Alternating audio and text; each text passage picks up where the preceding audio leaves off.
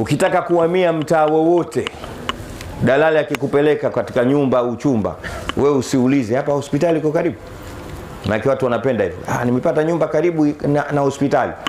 Au soko liko karibu, nimepata nyumba karibu na wengine. Nimepata nyumba alhamdulillah, kituo cha mwendo kasi kiko pale, napanda tu niko feli.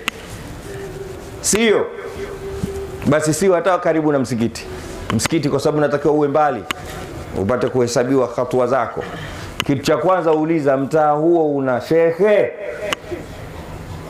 Sallu ala Muhammad. Allahumma salli sallim wa barik. Akwambia shekhe yupo, panga. Shekhe hakuna, usipange, hiyo ardhi pungufu. Inaeleweka? Vizuri. Inaeleweka vizuri mzee Hashim? Vizuri.